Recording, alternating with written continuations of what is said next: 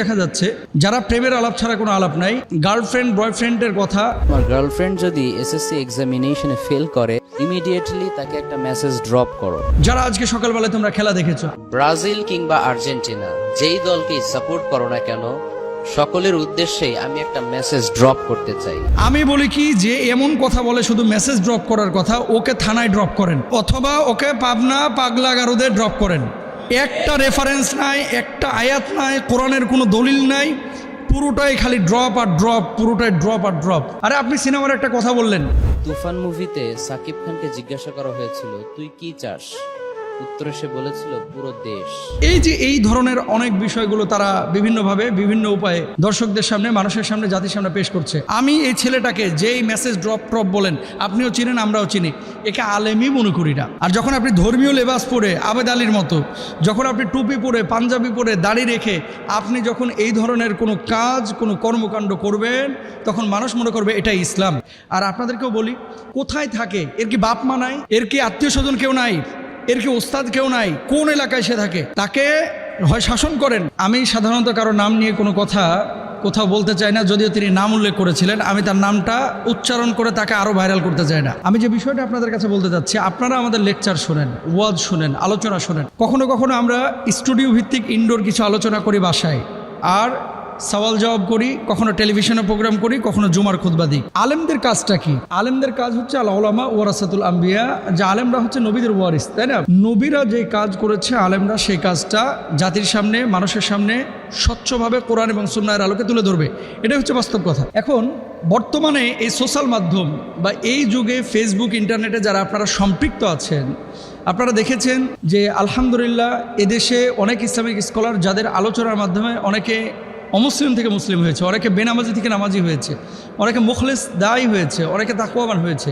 আর কিছু কিছু মানুষকে ইদানিং দেখা যাচ্ছে যারা প্রেমের আলাপ ছাড়া কোনো আলাপ নাই, গার্লফ্রেন্ড বয়ফ্রেন্ডের কথা, সিনেমার গল্প করা, ফুটবলের গল্প করা, এই যে এই ধরনের অনেক বিষয়গুলো তারা বিভিন্নভাবে বিভিন্ন উপায়ে দর্শকদের সামনে, মানুষের সামনে, জাতির সামনে পেশ করছে।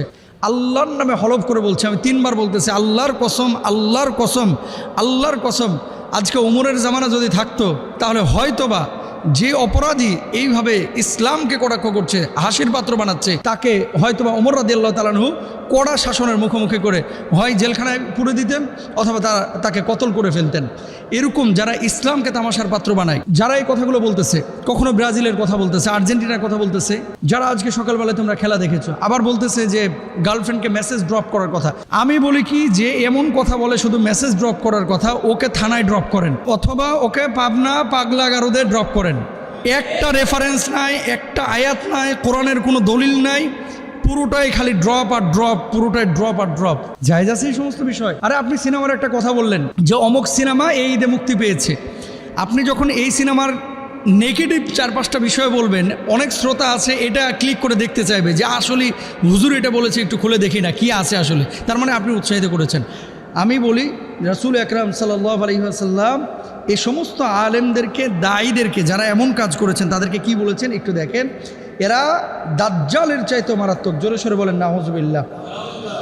আল্লাহর হাবিব সাল্লাল্লাহু আলাইহি ওয়াসাল্লাম এদেরকে দাজ্জালের চাইতেও মারাত্মক বলেছেন।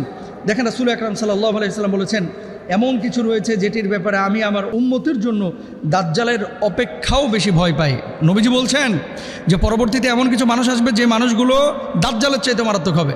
দেখেন, ভণ্ডামি আপনি সাধারণ গেটআপে করেন, সেখানে কোনো মানুষ বিভ্রান্ত হবে না, যে ও জানে যে ওটা ভণ্ড। আর যখন আপনি ধর্মীয় লেবাস পরে আবেদ আলীর মতো, যখন আপনি টুপি পরে পাঞ্জাবি পরে দাড়ি রেখে আপনি যখন এই ধরনের কোনো কাজ, কোনো কর্মকাণ্ড করবেন, তখন মানুষ মনে করবে এটাই ইসলাম, অথচ এটা সম্পূর্ণরূপে হারাম। আল্লাহ রাসূল সাল্লাল্লাহু আলাইহি ওয়াসাল্লাম কি বলছেন? তখন আমি ভীত হয়ে পড়লাম। তাই আমি বললাম, হে আল্লাহ রাসূল সাল্লাল্লাহু আলাইহি ওয়াসাল্লাম, এটি কোন জিনিস যার ব্যাপারে আপনি আপনার উম্মাহের জন্য দাজ্জালের চাইতে অধিক ভয় করেন?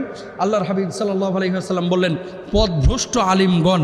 আমি এই ছেলেটাকে যেই মেসেজ ড্রপ বলেন, আপনিও চিনেন আমরাও চিনি, একে আলেমই মনে করি না।